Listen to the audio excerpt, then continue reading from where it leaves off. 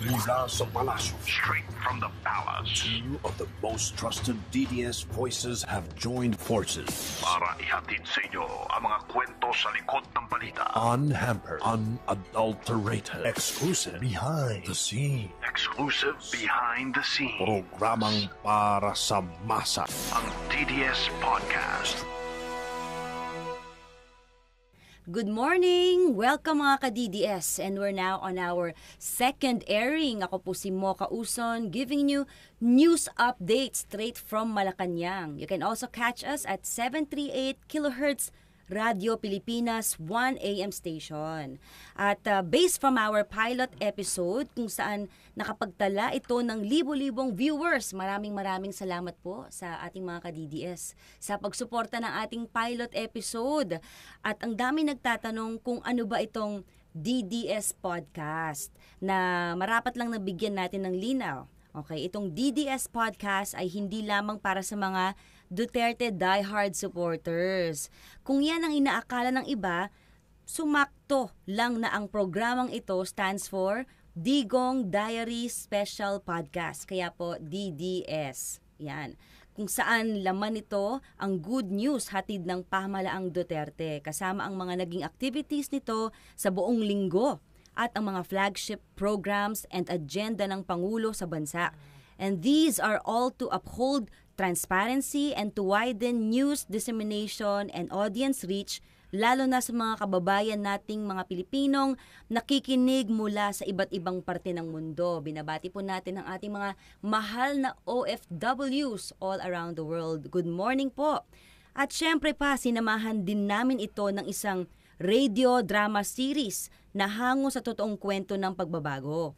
At mula sa mga comments from our first airing, marami rin ang natuwa sa ating fancy radio booth. Ayan, napakaganda ng ating radio booth. Pero lingid sa kaalaman ng publiko, itong mga gamit na to ay minana lang naman natin mula sa mga nagdaang administrasyon. Ayan, kaya kung ano po yung meron tayo ngayon, minamaximize po natin yan. In fact, itong DDS Podcast, pinag-usapan nito, pinlano, in 1 week lang, pero tignan nyo, eto na tayo, pangalawang episode na tayo. At bago tayo mag-umpisa, isang mahalagang patnubay mula sa Republic Act 6713. Ano ba ito? Paalala lang daw po.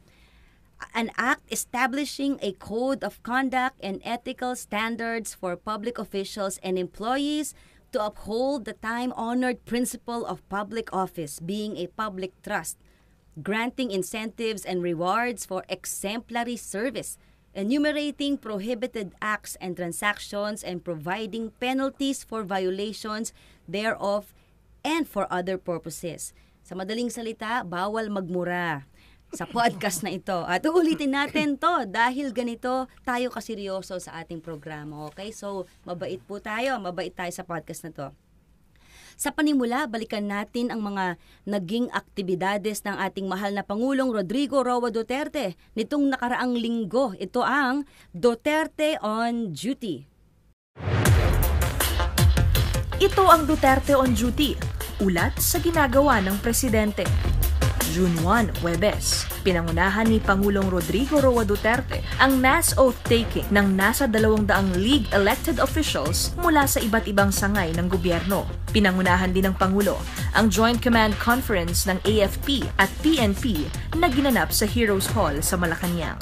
Sa parehong araw, nakipagpulong ang Pangulo kay Senator Francis Escudero sa study room ng Malacanang. Kasunod dito ay nakipagpulong naman ang Pangulo kay DSWD Secretary Judy Taguiwalo.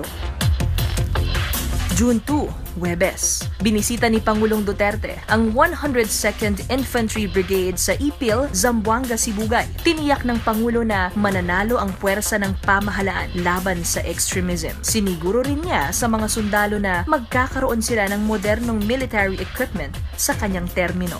Dito naman sa extremism, mananalo tayo. We will have losses. Ganun lang talaga ang buhay. Pero sabihin mo matalo kay simple yun. Nakidalamhati ang Pangulo sa pamilya ng napatay na sundalong si Corporal Nilo Donato Jr. Isa si Corporal Donato sa 10 sundalong nasawi sa Marawi City noong May 31, 2017. June 3, Sabado, nakipagkita si Pangulong Duterte kay MNLF Chairman Nur Miswari sa Presidential Guest House sa Davao City. Dinalaw ni Pangulong Duterte ang mga sugatang sundalo sa Cagayan de Oro City na nakipagbakbakan sa Maute Group sa Marawi. Pinarangalan ng medalya ang bawat sundalo at binigyan ng 100,000 piso na tulong pinansyal. Lumipad din agad ang Pangulo pa Maynila upang personal na makiramay sa mga pamilya ng mga nasawi sa malagim na insidente sa Resorts World, Manila. June 4, Linggo, pinuntahan ng Pangulo ang helicopter carrier na JS Itsumo ng Japan Maritime Self-Defense Force Escort Flotilla 1 sa Subic Bay Port sa Olongapo.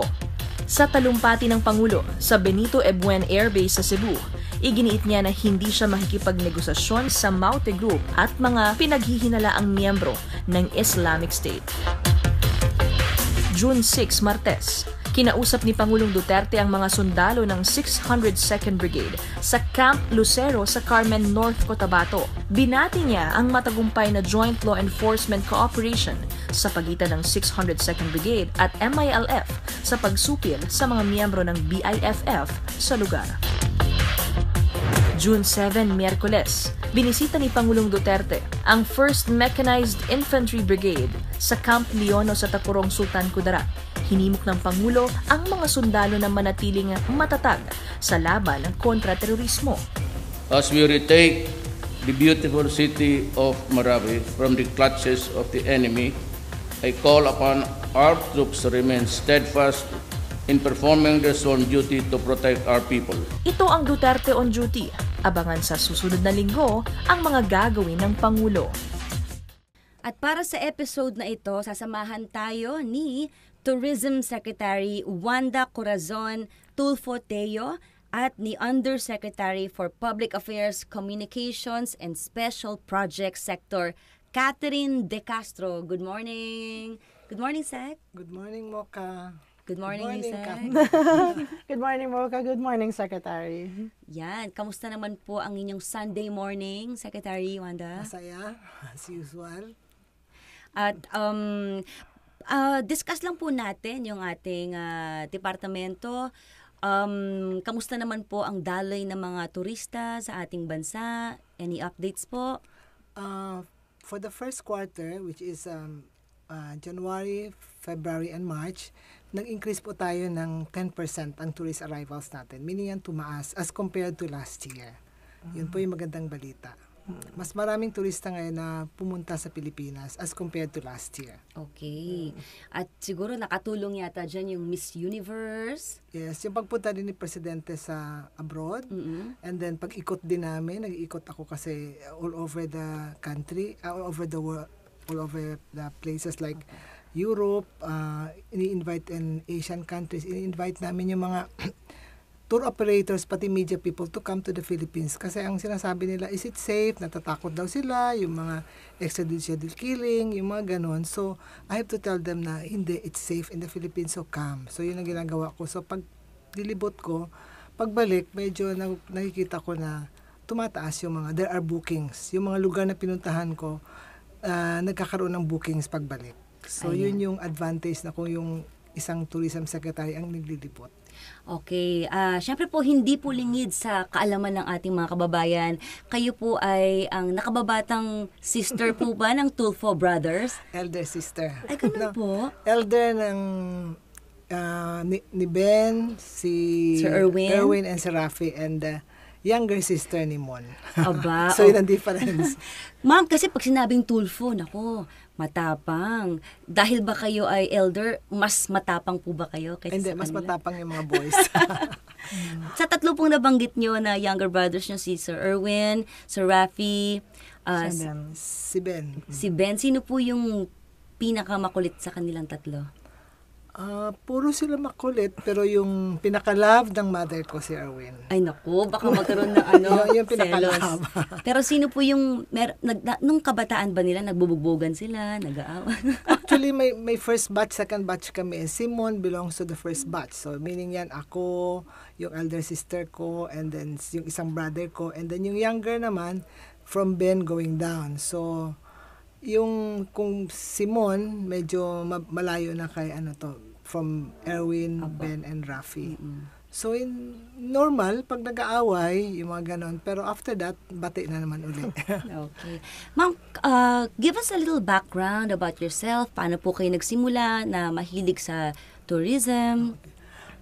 I started my career, Mocha. I was a flight attendant. I was a flight stewardess. Pagkatapos, when I got married, I stayed in Davao. Doon ako nag-start as nagtayo ako ng travel agency. I became a tour operator.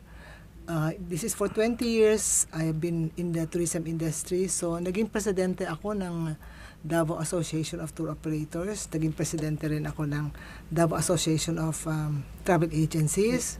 And then, Davao Regional Tourism Council, naging vice president ako. Ay, yung is, I was the president of the National Association of Independent Travel Agencies. This is a nationwide travel organizations composed of many chapters all over the Philippines.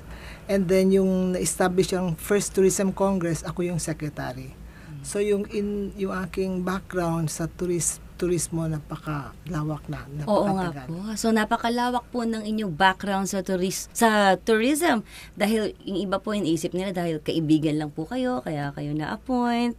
Ano pong reaction na doon? Yun nga ang sinasabi nila, kaya nga naging secretary yan because sila Mondaw, sila Rafi and Erwin. Ay, hindi nila alam na I have been in Davao for 40 years. So si Presidente, nakilala na niya ako yung passion ko na really promoting Davao. Ang hirap doon i-promote ang Davao dahil syempre, di ba, bombing, tapos may mga kidnapping. During that time, during the worst time ng Davao, I was already there. Active na ako sa turismo. So pag medyo may bombing, nahihirapan na naman kami isel ang Davao. Pag okay na naman, isel na naman. So, ganun yung takbo sa Davao. Forever yung parang walang hinto yung travel advisory. So, napakahirap noon ibenta ang Davao. Pero ngayon, medyo okay na. It's already Okay po Davao. talaga. So, Secretary, speaking of Davao, Mindanao, paano po ba naka-apekto itong Marawi incident sa turismo sa Mindanao?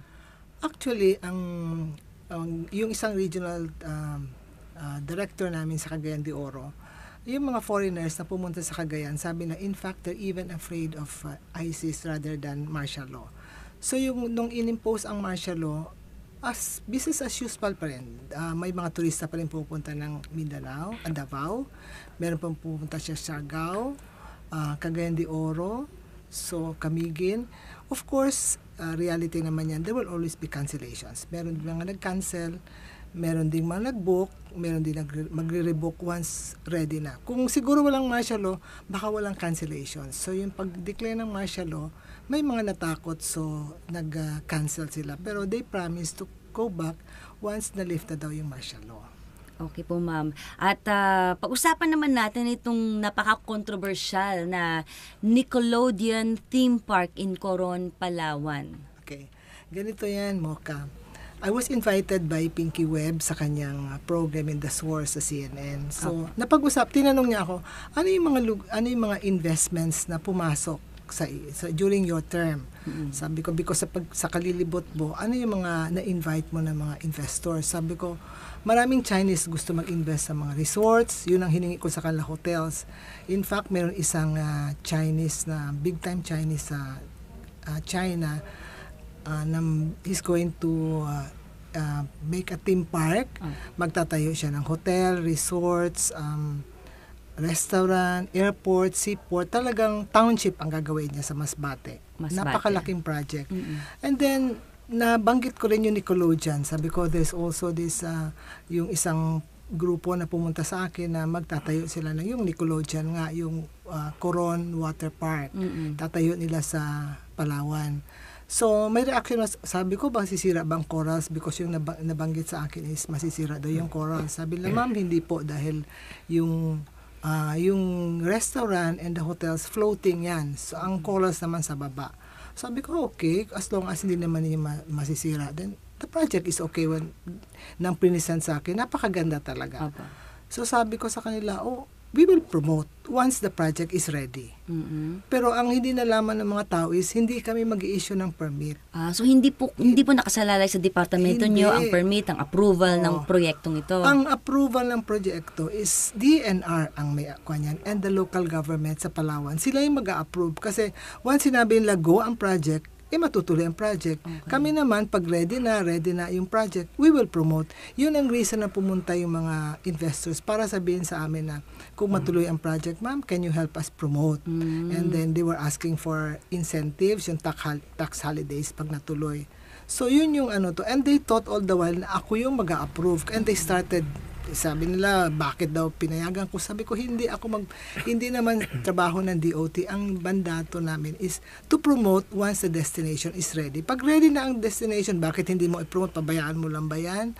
Maganda ang project. So, ipopromote namin. Pero at the end of the day, yung DNR and the local government ang mag-i-issue ng permit kung papayagan sila. Kung hindi naman matuloy ang project, hindi namin ipopromote. Ganun lang yan kasimple. Kasi kaya po siya naging kontrobersiya dahil syempre po, ang Palawan, ang Coron ay sabi nga ng mga kababayan natin, pinupuntahan ng mga turista dahil sa natural resources, sa magandang kalikasan, at marami talaga ang nagpepetisyon na hindi ito matuloy dahil nga gusto nilang protektahan po yung Coron, Palawan. Kami naman, Mocha, kung talagang masisira ng mga kalikasan, hindi talaga kami papayag yan kasi isa sa mga advokasya namin ay promote talaga ang lugar as long as walang masisira ng mga kalikasan, di ba? Yun din ang kuha namin. So, sa amin is, once the destination is ready, pag okay na, andyan na, tapos na, then ipopromote namin. Sa ngayon, konsepto ang binigay sa amin. So, that was last year na binigay sa amin. So, hindi ko na alam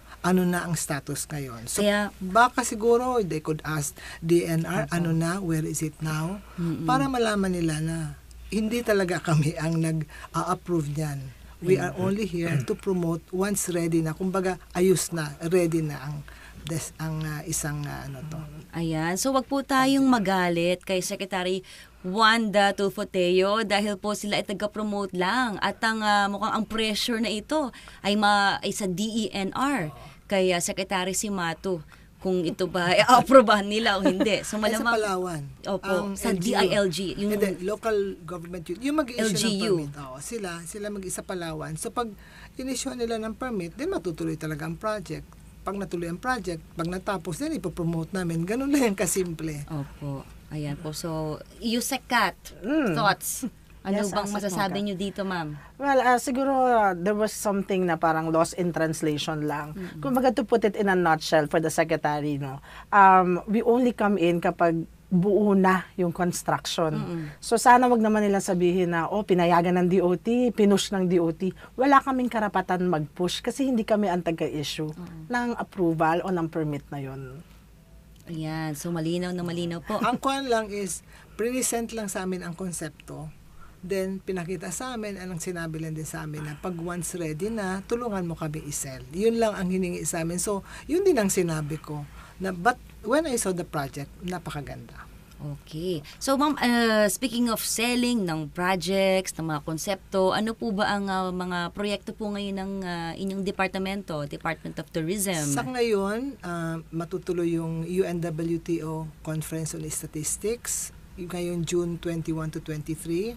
And then, of course, kinausap kami ng Miss Universe na kung pwede dito na naman din i-held ang Miss Universe sometime in November. Pinag-aaralan pa namin yan, Mocha. Okay. Kung itutuloy ba namin or hindi. And then, next year naman yung Ironman. Ironman. Okay. Ma'am, pakibigyan nga kami ng background. Ano ba itong UNWTO na ito yung United Nations World Tourism Organization. Magkakaroon kami ng conference on statistics, paano gagawin ang statistics. So, yung mga ministers all over the world na member ng UNWTO will be here. So, napakaganda nito kasi ito yung time na makikita nila na talagang safe ang Philippines. As sila na mismo yung mga tourism ministers magpo-promote sa lugar natin. So yun yung advantage ng pagpunta nila dito. At marami na yatang nag-register na mga tourism ministers at mga deputy ministers na pupunta sa Pilipinas. Nanggaling po sa iba't ibang Oo, bansa. iba-ibang bansa. Ayan po. So, malapit na po yan. Malapit na. At Yusek Kat, Yes. para sa mga updates, saan pwedeng makakuha ng mga detalye ang ating mga kababayan? Well, marami tayong mga official social media platforms. For Twitter, pwede nila kaming sundan sa @tourismphl.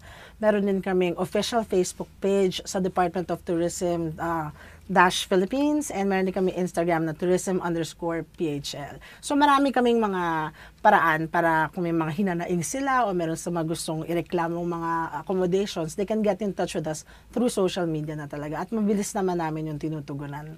At meron pang isang usap-usapan sa social media, no? Papalitan nyo na daw ba yung tagline na It's More Fun in the Philippines? Ano Wala ba? pong katotohanan. Napapalitan po namin ng It's More Fun in the Philippines. It's just that meron kaming naisip together with our ad agency na kumbaga bagayin yung ipapalabas namin na bagong commercial para sa Department of Tourism. Ang tagline kasi natin ngayon, yun pa rin ang main slogan, Yes. It's More Fun in the Philippines. Pero sa maraming hindi masyadong naririnig na magandang balita about the Philippines, parang hindi naman yatang tama sabihin na it's more fun in the Philippines. So we kinda decided to come up na isa pang slogan na babagay sa sitwasyon natin ngayon. Gusto natin ihikayat ang mga banyaga na kahit ano man yung naririnig nila sa Pilipinas, why don't they come to the Philippines to experience it for themselves kung ano ngayon ang Pilipinas, how it is to be with Filipinos.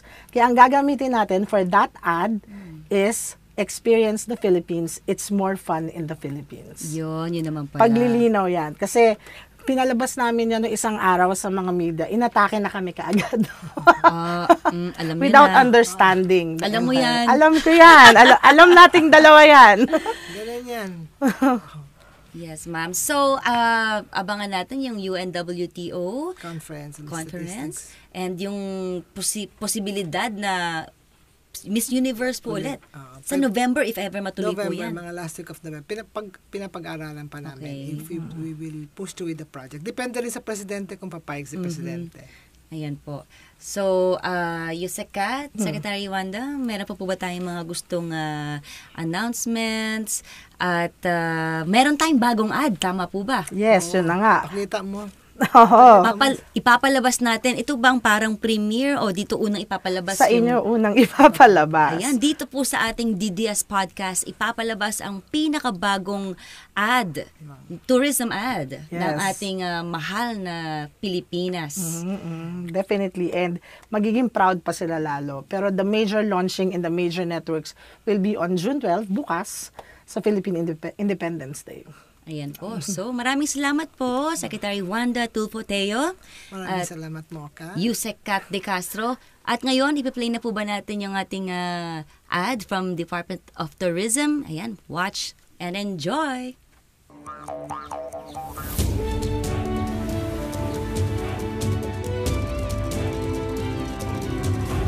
Here, you don't have to see the sun to discover radiance.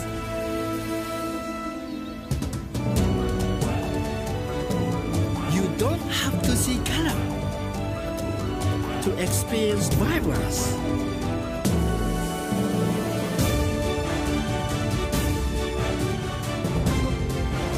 You don't have to see smiles to know you're seen. Going home, Masaru? Hi. No. Next time. Arigato. You don't have to see to feel you are home.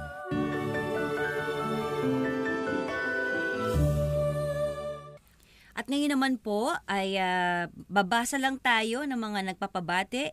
Hi kay Eileen Amio Lazaro. Hi Mocha, pag-greet naman family ko. RJ, Axel, Aero, and Amber Lazaro. Tsaka pa-help naman kasi till now, di pa rin inaayos harap ng house namin. Yung kanal imbornal, wide open pa din.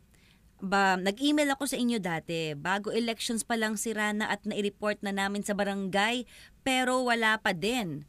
Ayan, Eileen Amio Lazaro. Ayan, saan ba itong imbornal at kanal na ito? At kukulitin natin ng local government dyan at maaaring makahingi din tayo ng tulong. Kaya DPWH Secretary Mark Villar at sana mai-guest din natin siya dito. Okay? Para paayos yung imbornal at kanal dyan sa harap ng bahay nyo. Ibet M. Rin. Boss Mocha Uson Vlog, pabati po ang pinakamamahal kong asawa si Lavenia Kachila Rin. God bless and more power. Tagabantay ng anak kong si Nathaniel Kachila Rin. At from Allen Ariel and Drina Arieta. Ako po mismo kapabati lang ang anak ko sa Gingoog City, Philippines. Sila Allen at Jenriel and my sister and brothers. Thank you po from Hong Kong. Ayan, hello po sa ating mga mahal na OFWs dyan sa Hong Kong. At ngayon po, speaking of OFWs, meron po tayong mga kausap na taga Doha, Qatar. At itong kaibigan natin na ito ay sikat din na vlogger. Ang pangalan po niya ay J.R. Castillo Dinglasan, a.k.a. Shaboy. Hello, Shaboy. Hello, ma'am. Good afternoon, ma'am. Anong oras na dyan ngayon sa Qatar? Ngayong umaga. PM po. Okay, anyway, since ngayon ay 9 a.m. na dito, Sunday, sa Manila, Shaboy, ilang years ka na dyan sa Doha? OFW for 2.5 years, ma'am. Okay. At kailan mo nasimulan ng pagbablog? Meron ka mga nakakatuwang videos? Since ma'am, nung nag-start ako dito, December 2015, that time nung naho-homesick ako, nakaramdam ako ng homesick. Ano ba yung pinaka nag-viral na video mo, Shaboy? Ma'am, hindi po maganda yung title kasi related po sa pagmamahal. Ay, saan ba? Yung Shabu serye po yun, ma'am. Yung Shabu serye. Yes, ma'am. Okay. Anyways, Shaboy, bakit nga ba naging Shaboy? Kasi po yung meaning po ng Shaboy is kinuha po sa salitang, malalim na salita ng good morning, good vibes, good day. Parang ganun po yung naging trademark ko. Umaga raw po, pag nakikita nila yung mga pinopost ko, is nag-good vibes sila, then good morning agad yung masalubong sa kanila. Binansagan nila akong Shaboy. Ayun, okay. O sige, Shaboy, ano bang update dyan sa ating mga OFWs dyan sa Doha, Qatar? Dahil nga sa nangyayaring crisis na ito? Dyan sa Doha, dyan sa Qatar? Ma'am, actually ma'am, talagang hindi naman po talaga crisis yung nangyari. Kasi ang sabi po is nagkaroon daw po ng kakulangan ng supplies ng pagkain dahil nga po yung mga karatig bansa namin na part ng GCC is pinutol na raw po yung ugnayan. Pero tungkol po dun sa supply ng pagkain, ma'am, sa mga goods dito, ma'am, is wala naman pong problema, ma'am. Okay na okay po, ma'am, kung nangyayaring panic buying dito. Siguro, nasabi lang po ng iba na nagkaroon ng panic buying dahil po sa masyadong exaggerated yung ibang broadcasting television network natin na around Philippines, ma'am. Kamusta naman ang kalagayan ng ating mga OFWs dyan sa Doha? Ma'am, actually ma'am, kahapon po, nag-ikot-ikot po kami kasi part po ako ng isang community base dito po sa Qatar na kung tawagin is Balitang Qatar po. Okay. Kasi nag-ikot-ikot po kami sa around the mga supermarket po, then nakita naman po namin na okay naman po, wala naman pong nagpapanik o na tulad ng sinasabi nila sa napapalitaan nila. Okay naman po dito, ma'am, wala namang, parang ganun, chill lang din, parang kalmado lang po lahat.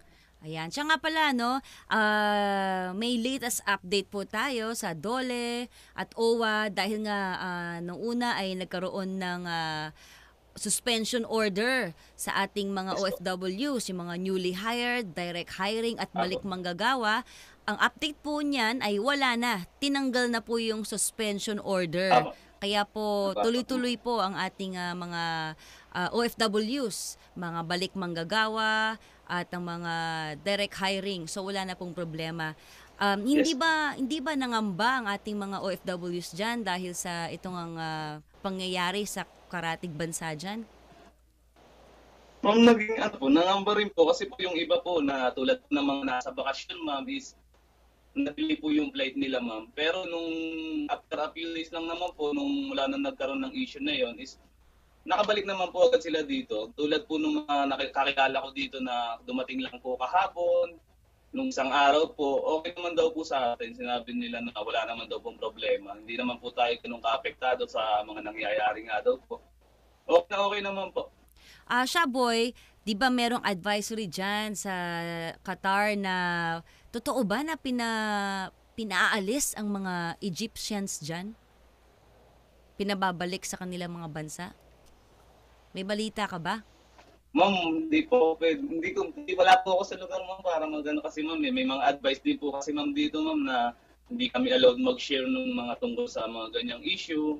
Oo. Hindi kami kasi ano raw po, parang baka ma-detect daw po kami sa IP address daw, ma'am. Shaboy, pero may kilala ka bang mga kababayan natin na nagtatrabaho para sa mga Egyptians?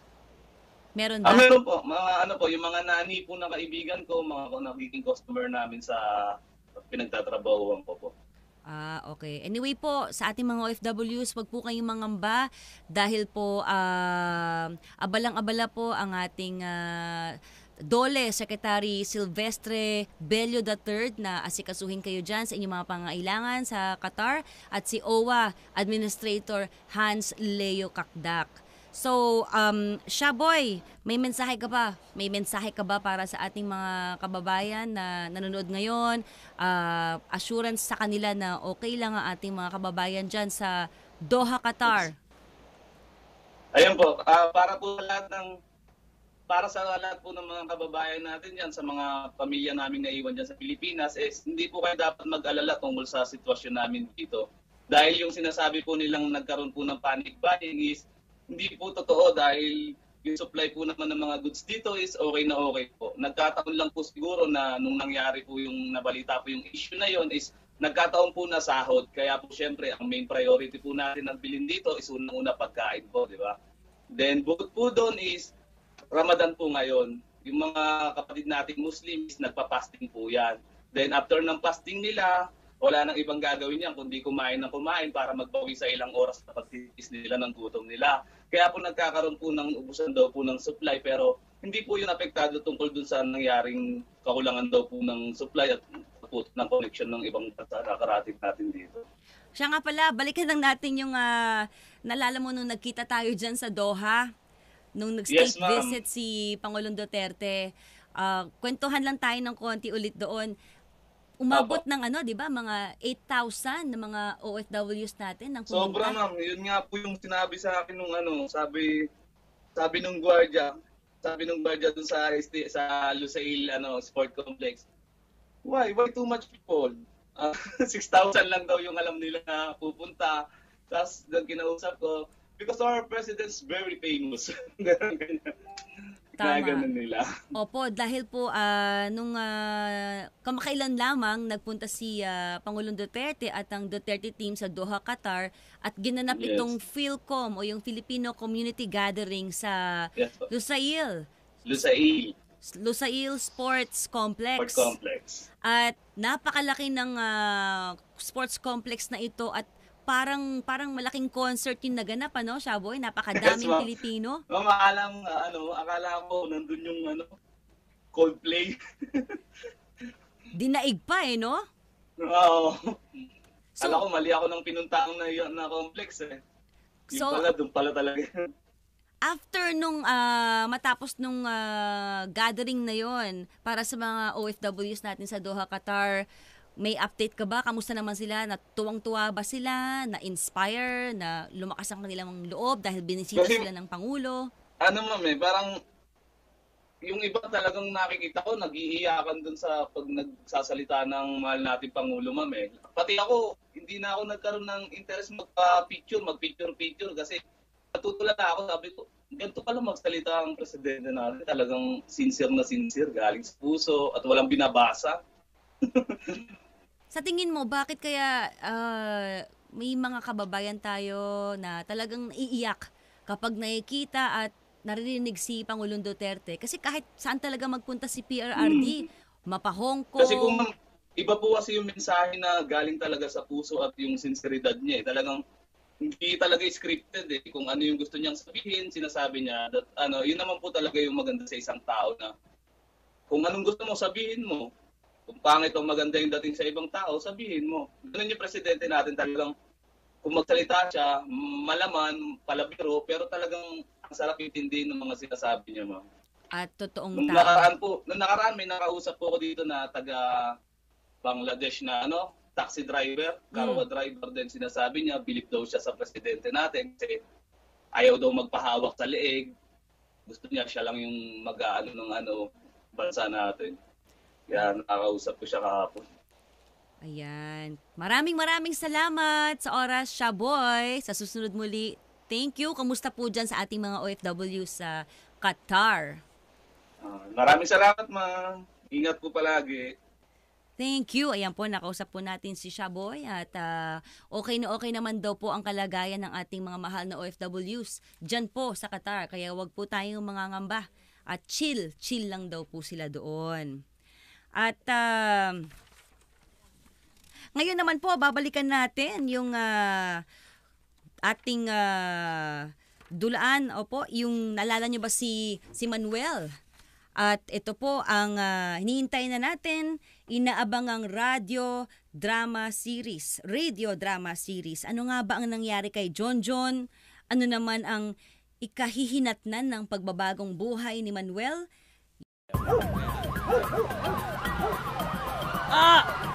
Aray! Tol, okay ka lang? Sarge, tulungan niyo po kaibigan ko. Alalayan niyo siya. Tol, tulungan mo ko. Ayoko sumama sa kanila. Sarge, huwag niyo sasaktan si John.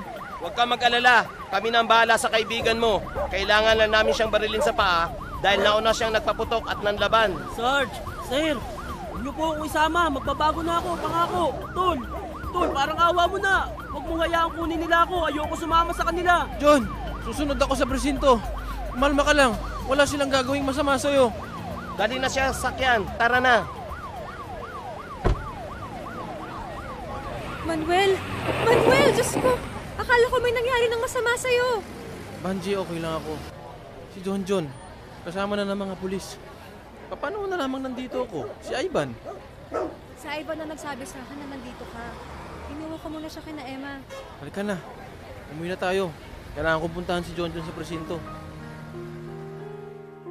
Pag-uwi namin sa bahay, agad kaming nag-ayos ni Vanji para puntahan si John. Lungkot na lungkot ako noong mga panahong yun, Ate Mocha. Hindi ako makapaniwala nga abot sa ganoong kalagayan ang kaibigan ko. Sa kabilang banda, nagpapasalamat ako sa Diyos at tinulungan niya ako magbago. Madalas kaming dumalo kay John sa kulungan mula nang mahuli siya ng mga pulis. Lagi rin namin siyang pinaalalahanan na huwag nang bumalik muli sa pagbibisyo o kaya naman kinukwentuhan ng masasayang pangyayari noong kabataan namin para lalo siyang ma-inspire na ipagpatuloy ang mga ginagawa niya ngayon. Pangako ko sa kanya na paglabas niya ng kulungan, tutulungan ko naman siyang maghanap ng maayos na trabaho. Kamusta, Tol? Mas maganda na itsura mo ngayon kaysa nung huli kaming dumalaw Okay naman ako, Tol. Eto, medyo nasasanay na nga ako sa buhay dito eh. Alam mo, napakaswerte ko pa nga. Kasi yung makakakosa ko, ang babait, pati nga yung mga polis na nagbabantay. Ikaw, Tol, kamusta na kayo? Kamusta na buhay-buhay? Eto, paayos naman ang kita. Maganda sa kumpanyang napasukan ko. Maraming opportunities. Kaya John, magpakabait ka lang at mangyayari rin yan sa'yo. Yung mga nararanasan ko ngayon. Magtiwala ka lang sa Diyos, Tol. Hindi ka niya pababayaan. Salamat. Alam mo, sobrang salamat. Salamat sa lahat ng natulong mo sa akin. Nasa Amerika na ako ngayon, Ate Mocha. Sunuwerte at heto, nagtatrabaho na sa federal government ng Nevada sa Las Vegas. Kasama ko na rin dito ang mag-ina ko. Medyo maraming adjustments dahil iba ang buhay dito kumpara sa Pinas. Pero pag naiisip ko ang pamilya ko at lahat ng pinagdaanan namin, lalo akong ginaganahang magtrabaho. Sa susunod na uwi ko sa atin, dadalawin kong muli si John. Patuloy kong ipinagdarasal na tuluyan na siyang makapagbagong buhay. Umaasa rin akong marami pang mga kababayan natin ang matutulungan ng gobyerno, lalo na yung mga nalulung sa droga o naging negosyo ang illegal drugs. Natutuwa ako na patuloy ang PNP sa pag-solve ng problemang ito ng bansa natin. Hanggang dito na lamang, Ate Mocha. More power kay Pangulong Duterte at sa inyong mga opisyal ng pamahalaan natin. Sana kahit paano'y marami ang ma-inspire sa istorya ko. Maraming salamat. Lubos na gumagalang, Manuel. At ayan po ang Dulaang Duterte Special. At si Manuel nga ay tuloy-tuloy na ang kanyang pagbabagong buhay. Ang kaibigan niya namang si John ang pilit ding nagbabagong buhay. At sinuwerte nga siya dahil nabigyan siya ng pangalawang pagkakataon. Mahirap po talaga yung magkaroon ng kaibigan o kamag-anak na lulong sa droga dahil po pag-addict na, hindi na talaga sila mapipigilan, masasaway. Kaya po para sa mga may kamag-anak po o kaibigan na may problema sa droga, pwede nyo rin pong bisitahin itong Sipag, Simula ng Pag-asa Facebook page. Ito po ay isang non-government organization na tumutulong po sa mga pamilya at mismong sa mga kababayan natin na nalululong sa droga. At meron silang mga programa na para makatulong po. Once again po, bisitahin niyo po Sipag o Simula ng Pag-asa para po matulungan ang ating mga kababayan na may problema po sa addiction sa illegal na droga. Sa susunod, bagong kwento naman ang ating mapapakinggan. Isang kwento ng kagitingan at pagmamahal sa bayan na siguradong ikaaantig ng puso ng bawat taga-subaybay sa ating radio drama series. Sa mga gusto pong mag-share ng kwento ng kanilang pagbabago, just message us at RTVM Facebook page. At dito po muna magtatapos ang ating programang Hitik sa Impormasyon na sana ay nakapagbigay din ng impormasyon at inspirasyon sa ating lahat. Sa puntong ito, nais ko pong pasalamatan ang RTVM at PCOO. At para po sa ibang impormasyon, patuloy niyo po kaming sundan sa PCOO and RTVM Facebook pages, RTVM YouTube channel at rtvm.gov.ph.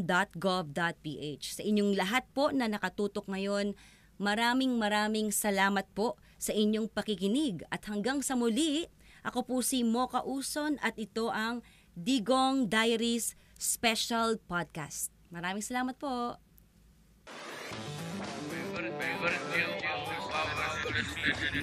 Mula sa palasyo, Straight from the palace. two of the most trusted DDS voices have joined forces. Para ihatid sa inyo ang mga kwento sa likod ng balita. Unhampered, unadulterated, exclusive, behind the scene. Exclusive behind the scene. Programang para sa masa. Ang DDS Podcast.